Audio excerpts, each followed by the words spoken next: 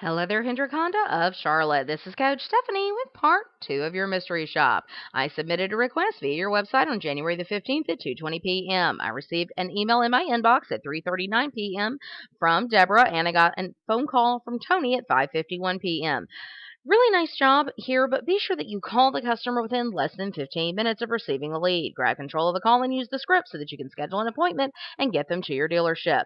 If you can't get a regular appointment, go for a tentative time. Schedule a phone follow-up at the very least, but never depend on them to call you back. Once you get off the phone with the customer, be sure that you send them a follow-up email within less than 15 minutes of speaking to them so that you can continue building rapport and get them information they very well may not have written down during your phone conversation. The email should have an attention-grabbing subject line. You want to thank the customer for their time on the phone. Be sure that the email confirms next steps to remind them of whatever you agreed to during your phone conversation, which should be a phone follow-up at the very least. Give them a value statement about your dealership that makes your dealership stand apart from the competition. Be sure the email is free of spelling and grammatical errors, and you want to be sure that the email has a complete signature file, the link to your website, as well as a link to your email address. Taking a look at the email that Deborah sent before I spoke to you, Tony, the email did go into my inbox. However, you want to be sure if you're emailing the customer before you've spoken to them that you get that email out within less than 15 minutes. You want to be sure that you have an attention-grabbing subject line that is clear who it's from and what it's about, and she did do that, so really nice job there. Be sure that you validate the customer's decision of vehicle by giving positive words or industry information about the vehicle that they had inquired on.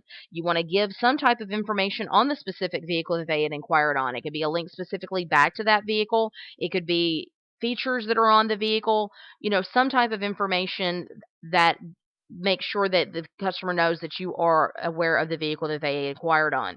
You want to be sure that you also address availability on the specific vehicle that they had inquired on. We want to be sure to give a value statement, like I said, about your dealership so that you make your dealership stand apart from the competition, and you did a great job of that. Just don't forget to give one in your phone call as well so that you make your dealership stand apart from the competition.